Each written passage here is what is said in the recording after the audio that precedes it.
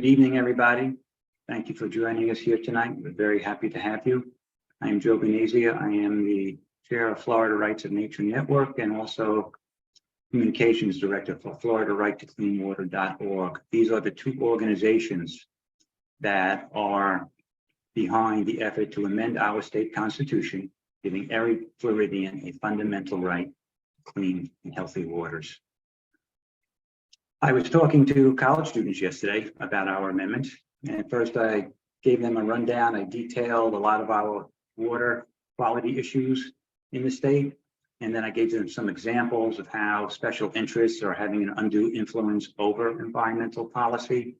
I told them about 2020, when our state legislature preempted the authority of local governments to pass any laws giving citizens any rights to the natural world. And then one young lady raised her hand and she asked, when will polluters stop polluting? I pointed to information that was projected on the front wall having to do with our amendment, and I said, when we stop them.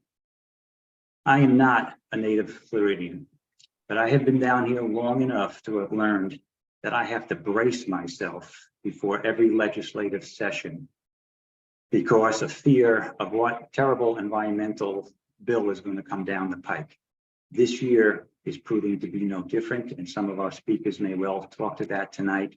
I can tell you that most recently a bill was filed that would preempt the authority of local governments to have anything, to make any laws or regulations having to do with water quality, water pollution, and wetlands.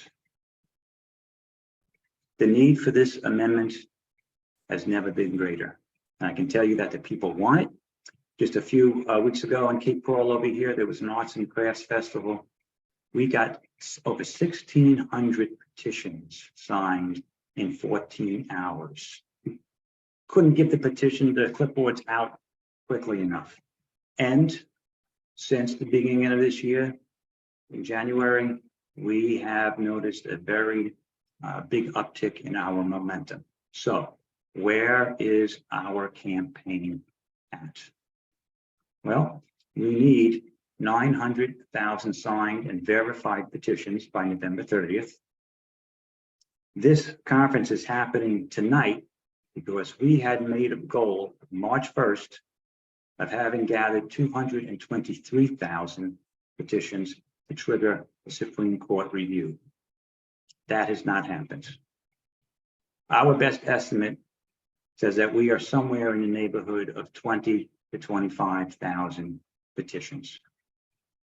Now, when I shared this information the other day during an interview, the interviewer said, Joe, I got to be honest, those numbers are discouraging. But we kept on talking, and this is the point. The man's eagerness to support our effort didn't wane in the least. So after a while, I asked him, why are you willing to put your time and energies into an effort with numbers that are discouraging? After a momentary pause, he said, sissies pick winners. Colorful way of saying that this man was not intimidated by the numbers or the odds, and nor should he be. We have still half of this election cycle to go. We know things certainly go viral overnight. We are looking at a springtime in which algal blooms can rival those of 2018, 2019, and this amendment sells itself. If only more people know about it, and if somebody is standing there in front of them with a blank petition to sign. There has never been a more important time for an amendment like this.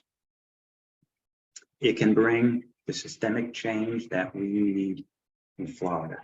We've got to make this happen.